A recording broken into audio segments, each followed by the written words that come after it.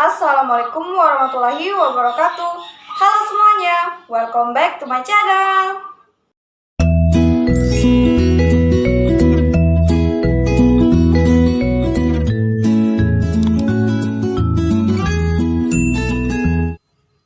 Apa kabar teman-teman semuanya? Semoga selalu sehat ya. Di video kali ini, aku akan membahas sebuah materi tentang filosofi pendidikan di masa depan. Di materi ini ada 5 poin penting loh. Langsung saja kita cek poin yang pertama. Let's check this out. Poin yang pertama yaitu tentang apa itu filsafat pendidikan.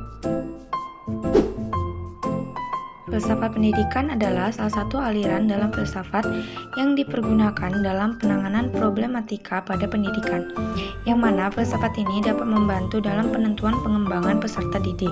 Tujuan dari pendidikan ini sendiri dapat dicapai melalui filsafat pendidikan di masa depan. Filsafat pendidikan ini sendiri ialah perangkat nilai-nilai yang melandasi dalam pendidikan itu sendiri. Poin yang kedua yaitu tentang bagaimana filsafat pendidikan di masa depan.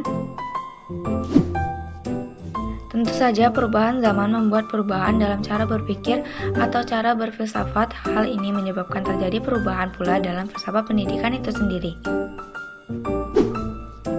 Adapun untuk melihat fakta-fakta dan kemungkinan-kemungkinan yang ada, dapat kita gunakan konsep-konsep seperti postmodernisasi, virtualisasi, dekonstruksi, pendidikan, dan evolusi filsafat pendidikan masa depan. Yang pertama, postmodernisasi.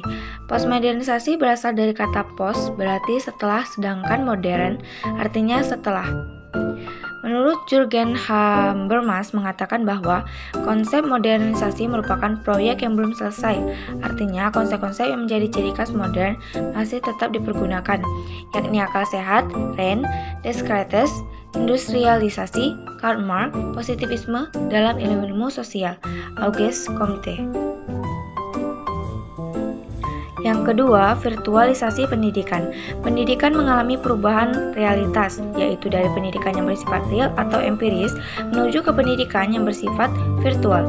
Misalnya, dalam konsep kosmologi di mana objek berpikirnya menggunakan benda mati, maka dari sana akan didapati konsep-konsep tentang alam semesta yang berubah.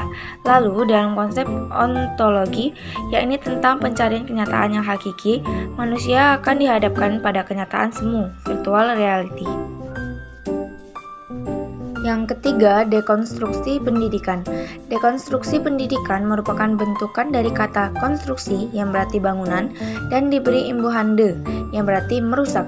Secara ilmiah, dekonstruksi memiliki arti yaitu berpandangan bahwa konsep-konsep postmodern memiliki banyak kelemahan sehingga perlu dibongkar dan ditata ulang, sehingga dapat disimpulkan bahwa merubah konsep-konsep filsafat pendidikan itu sendiri, kemudian membangun lagi konsep-konsep filsafat pendidikan adalah arti dari dekonstruksi pendidikan. Dan yang terakhir, evolusi filsafat pendidikan masa depan.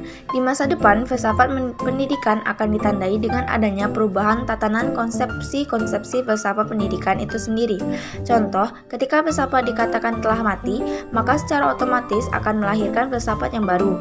Matinya filsafat itulah yang disebut sebagai konsepsi filsafat yang bereaksi terhadap konsepsi-konsepsi pada filsafat sebelumnya. Karena gagasan matinya filsafat adalah bagian dari konsep filsafat itu sendiri, sehingga dengan itu filsafat justru akan hidup ketika dinyatakan mati.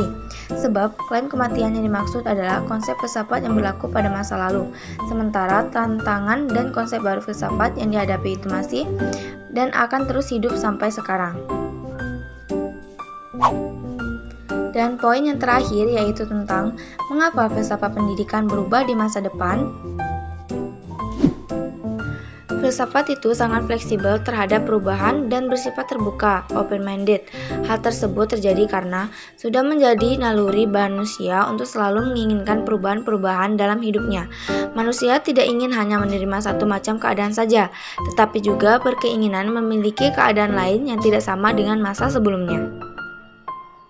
Sebagai contoh, ketika zaman Yunani kuno, ada banyak filsuf-filsuf yang bermunculan. Sebagai contoh, Plato dan Aristoteles.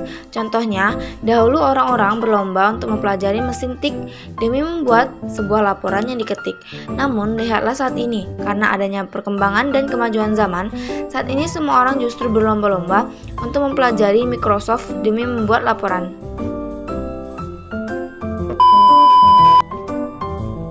Itu dia tadi materi tentang filosofi pendidikan di masa depan. Semoga berguna dan bermanfaat buat kalian semua ya. Terima kasih buat kalian yang sudah nonton video ini sampai habis. Jangan lupa like, comment, share, dan subscribe agar aku lebih semangat untuk membuat video selanjutnya.